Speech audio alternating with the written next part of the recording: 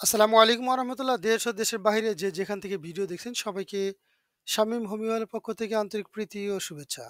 আশা করি সবাই অনেক ভালো আছেন, সুস্থ আছেন। বন্ধুরা, সালফার নিয়ে ধারাবাহিক আলোচনায় আজকে আলোচনা করব নবম পর্ব, অর্থাৎ ৯ নম্বর পর্ব। নবম পর্বে আপনার সাথে যে বিষয়টি শেয়ার করব সেটা হলো সালফার মেডিসিন এর ধরন, অর্থাৎ সালফার কোন ধরনের মেডিসিন সে বিষয়টি নিয়ে আপনার সাথে আলোচনা করব। সালফারের ধরন হলো সালফার মেডিসিনটি ব্যক্তিকেন্দ্রিক মেডিসিন, পলিক্রেস্ট, অন্তর্বর্তীকালীন মেডিসিন, ক্রনিক মেডিসিন এবং শিশু প্রধান ঔষধ। আজকে ব্যক্তিকেন্দ্রিক, লক্ষণ সর্বস্ব এবং কারণ ভিত্তিক এই ৩টি বিষয় নিয়ে আলোচনা করব। যেগুলো আসলে এরকম বিস্তারিত সব জায়গায় কিন্তু পাওয়া যায় না। ব্যক্তিকেন্দ্রিক বলতে কি বোঝায়? আমরা জানি, আমরা অনেক সময় বলি এটা হলো ব্যক্তিকেন্দ্রিক ওষুধ। আসলে ব্যক্তিকেন্দ্রিক বলতে কি বোঝায়? ব্যক্তিকেন্দ্রিক হলো ব্যক্তিকেন্দ্রিক হোমিও বলতে বোঝানো হয় হলো এমন চিকিৎসা পদ্ধতি যেখানে রোগীর শারীরিক লক্ষণ ছাড়াও তার মানসিক অবস্থা, স্বভাব, আচরণ, খাদ্যাভ্যাস, ঘুমের ধরন, আবহাওয়ার প্রতি প্রতিক্রিয়া, জীবনের অভিজ্ঞতা ইত্যাদি দিক বিবেচনা করে যে মেডিসিন নির্বাচন করা হয় তাকে ব্যক্তিকেন্দ্রিক মেডিসিন বলা হয়। সহজভাবে আমরা বিষয়টি বুঝি। একই রোগ যেমন গ্যাস্ট্রিক, সর্দি কাশি বা মাথা ব্যথা, এগুলো হলেও দেখা যায় রোগ কিন্তু একই। ১০ জন ৩ জন লোক আসছে, সবারই ৩ জনেরই গ্যাস্ট্রিক অথবা সর্দি কাশি অথবা মাথা ব্যথা। এখন এই ৩ জনের জন্য কিন্তু একই মেডিসিন সিলেকশন হবে না, ভিন্ন ভিন্ন মেডিসিন আসতে পারে। কারণ তাদের ব্যক্তিত্ব, অনুভূতি এবং প্রতিক্রিয়া আলাদা আলাদা, যার কারণে ভিন্ন ভিন্ন মেডিসিন আসতে পারে। উদাহরণ দিয়ে আমরা বিষয়টি বুঝে নিই। যেমন ধরা যাক ২ জন ব্যক্তি পেট ফাঁপার সমস্যায় ভুগতেছে, এমন ২ জন ব্যক্তি ডাক্তারের কাছে আসলেন। একজন খুব আত্মবিশ্বাসী, খাবারের পর পেট ফাঁপে, গরমে কষ্ট হয়। হ্যাঁ, আরো কিছু লক্ষণ মিলে তার লাইকোপোডিয়াম আসতে পারে। আরেকজন উদ্বিগ্ন, ঠান্ডায় কষ্ট পায়, খিদে কম, তাকে কার্বোভেজ বা অন্য কিছু দেওয়া হতে পারে। অর্থাৎ সমস্যা কিন্তু একই, কিন্তু মেডিসিন হলো ভিন্ন হয়ে যাচ্ছে।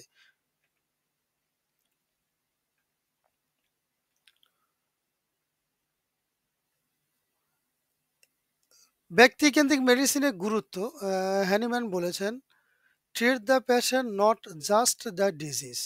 অর্থাৎ কেবল রোগ নয়, পুরো মানুষটিকেই চিকিৎসা করতে হবে। আমরা এটা আমাদের হোমিওপ্যাথি একটি স্লোগান বলেন, বাস্তবতা বলেন, বা এই একটি থিম বলেন, সেটা হলো যে রোগ নয়, রোগীর চিকিৎসা করতে হয়। তো রোগীর চিকিৎসা করতে হলে অবশ্যই তার ব্যক্তিগত বিষয়টা অবশ্যই অগ্রাধিকার দিতে হবে। এই জন্য হোমিও চিকিৎসা সময় সাপেক্ষ এবং প্রশ্ন উত্তরের মাধ্যমে মেডিসিন সিলেকশন করতে হয়। ব্যক্তিকেন্দ্রিক মেডিসিন, এখানে একটি ব্যক্তিকেন্দ্রিক মেডিসিনের লিস্ট দেওয়া রয়েছে। ইহা ছাড়া আরো অনেক মেডিসিন আছে যেগুলো ব্যক্তিকেন্দ্রিকভাবে সিলেকশন হয়ে থাকে। দ্বিতীয়ত হলো লক্ষণ সর্বস্ব। তাহলে আমরা ব্যক্তিকেন্দ্রিক কিন্তু বুঝতে পারলাম। এখন আমাদের জানতে হবে লক্ষণ সর্বস্ব কি? লক্ষণ সর্বস্ব আমাদের জানা দরকার।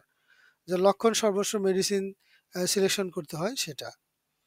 হোমিওপ্যাথিতে লক্ষণ সর্বস্ব বলতে বোঝানো হয় রোগ নির্ণয় ও চিকিৎসার ভিত্তি কেবল রোগীর লক্ষণ বা উপসর্গের উপর নির্ভর করে গড়ে তোলা হয়, রোগের নাম বা প্যাথোলজিক্যাল ডায়াগনোসিস নয়। বিষয়টি আমরা সহজভাবে বুঝতে পারি। হ্যানিম্যান তার অর্গানের মধ্যে বলেছেন, অর্থ, রোগীর যত ধরনের রোগ লক্ষণ দেখা যায়, শারীরিক, মানসিক, সাধারণ প্রবণতা, বিশেষভাবে প্রতিক্রিয়া, সব মিলেই একটা সামগ্রিক চিত্র তৈরি করা হয়, যাকে বলা হয় টোটালিটি অফ সিমটম।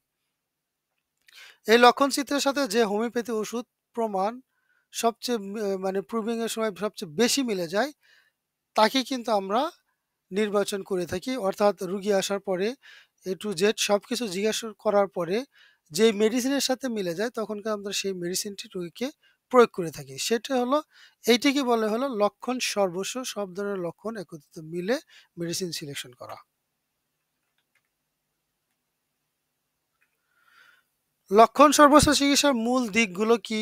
১ নাম্বার, রোগীর নিজস্ব উপসর্গ সবচেয়ে গুরুত্বপূর্ণ। রোগীর যে নিজস্ব উপসর্গগুলো আছে, সেই দিকে আমাদের সবচেয়ে গুরুত্ব দিতে হবে। যেমন বেলা ৪টার দিকে পেট ফাঁপে, দুশ্চিন্তা করলে পেট খারাপ হয়, ঘুমানোর সময় মনে হয় কেউ ধাওয়া করছে। এসব অদ্ভুত বা ব্যতিক্রম লক্ষণ খুবই গুরুত্বপূর্ণ পায়। দ্বিতীয়ত, রোগের নাম মুখ্য নয়। ২ জন মাথা ব্যথার রোগী ভিন্ন লক্ষণ দিলে তারা ভিন্ন ওষুধ পাবে। মাথা ব্যথা সমস্যা এক, কিন্তু যদি লক্ষণ, কারো মাথা ব্যথা ঠান্ডা দিলে ভালো লাগে, কারো মাথা ব্যথা গরম দিলে ভালো লাগে, কারো মাথা ব্যথায় দেখা যায় চাপ দিলে ভালো লাগে, কারো মাথা ব্যথায় দেখা যায় চাপ দিলে বৃদ্ধি হয়। এই যে লক্ষণ আছে, সেই লক্ষণ যদি ভিন্ন ভিন্ন দেয় তাহলে মেডিসিনে কিন্তু ভিন্ন হয়ে যাবে। তৃতীয়ত, অবজেক্টিভ প্লাস সাবজেক্টিভ লক্ষণ সমান গুরুত্বপূর্ণ। যেমন জ্বর হলে তাপমাত্রা কত, এটা হলো অবজেক্টিভ, এবং সেই সঙ্গে ঘাম হলে আরাম লাগে না লাগে, এটা হলো অবজেক্টিভ। এই দুটোকে বিবেচনায় আনা দরকার। আমরা উদাহরণ দিয়ে এই পুরা বিষয়টি একটু ভালোভাবে জানতে পারি। ধরা যাক ৩ জন মানুষের জ্বরে ভুগছেন, অর্থাৎ ৩ জন মানুষ ডাক্তারের কাছে আসলেন। এই ৩ জন ব্যক্তি জ্বরে ভুগতেছেন। এর মধ্যে থেকে ১ম জন জ্বরের ধরন হলো বিকেলে জ্বর বাড়ে, বিকেলবেলা জ্বর আসে। এর মানসিক অবস্থা হলো বিরক্ত, রেগে থাকে, কথা বলা যায় না। এর পছন্দ ঠান্ডা ভালো লাগে না। সম্ভবত এখানে লাইকোপোডিয়াম আসতে পারে। দ্বিতীয় ব্যক্তি জ্বর রাতে বাড়ে, ভীতু, অস্থির, গরমে কষ্ট হয়। এই বেচারার আর্সেনিক আসতে পারে। তৃতীয় ব্যক্তি জ্বর সকালে বেশি, অলস, নির্জীব, ঠান্ডা ভালো লাগে। হ্যাঁ, এই ক্ষেত্রে তার মেডিসিন জেলসিমিয়াম কিন্তু আসতে পারে। এখানে সবাই জ্বরে ভুগছেন, কিন্তু লক্ষণে ভিন্নতার কারণে ওষুধ কিন্তু ভিন্ন হয়ে যাচ্ছেন। এরপরে হলো কারণ ভিত্তিক হোমিও চিকিৎসা বলতে যা বোঝায়। কারণ ভিত্তিক হোমিও চিকিৎসা বলতে বোঝায় রোগীর রোগের প্রকৃত মূল কারণ। রোগের পিছনে নির্দিষ্ট একটি কারণ থাকে, সেই কারণকে ভিত্তি করেই চিকিৎসা দেওয়া হয়, তাকে কারণ ভিত্তিক চিকিৎসা বলে থাকে। অর্থাৎ কোনো রোগ নিয়ে যদি আসে, তখন তার নির্দিষ্ট কারণটা অবশ্যই খুঁজতে হবে এবং সেই অনুযায়ী চিকিৎসা দিতে হবে। এটি হোমিওপ্যাথির একটি গুরুত্বপূর্ণ নীতি, যেখানে শুধুমাত্র লক্ষণ দেখে নয়, বরং রোগের পেছনে অন্তর্নিহিত কারণ বিশ্লেষণ করে চিকিৎসা করা হয়। এমনকি একটি কথা আছে যে যদি কোনো রোগীর কোনো রোগের নির্দিষ্ট কারণ পাওয়া যায়, সেক্ষেত্রে ডাক্তার যদি কারণ ভিত্তিক মেডিসিন সিলেকশন না করে লক্ষণ নিয়ে লক্ষণ অনুযায়ী মেডিসিন সিলেকশন করে এবং রোগী ভালোও হয়ে যায়, পরবর্তীতে এই কারণ ভিত্তিক চিকিৎসা মেডিসিন না দেওয়ার কারণে পরবর্তীতে ওই সমস্যাটা কিন্তু আবার ফিরে আসতে পারে। সেজন্য রোগী আসলে অবশ্যই এই রোগের পিছনে তার কোনো কারণ নিহিত রয়েছে কিনা অবশ্যই আমাদের জানা দরকার। আমরা এই বিষয়টি উদাহরণ দিয়ে বুঝে ফেলি। যেমন যদি কোনো রোগী মাথা ব্যথা হয় এবং তা অতিরিক্ত রোদে থাকা বা রাগ করার পর শুরু হয়, তাহলে ওই কারণকে গুরুত্ব দিয়ে ওষুধ নির্বাচন করতে হবে। যেমন সেক্ষেত্রে নেট্রামিউর বা বেলেডোনা আসতে পারে।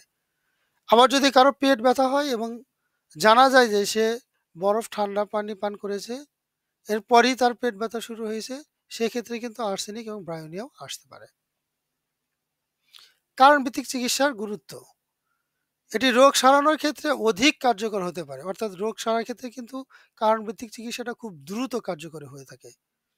কারণ মূল কারণ দূর না করলে অনেক সময় উপসর্গ চলে গেলে আবার পুনরায় ফিরে আসতে পারে। হোমিওপ্যাথি বিশ্বাস করে যে শরীরের অসুস্থতার পেছনে শারীরিক বা মানসিক, পরিবেশগত বা উত্তরাধিকার সূত্রে পাওয়া কারণ থাকতে পারে। সে অনুযায়ী চিকিৎসা করতে হবে। আর এই বিষয়ে পুরা বিষয়টি যদি আমরা রোগী লিখির সময় খেয়াল করি, তাহলে আমরা এই বিষয়টি জানতে পারি।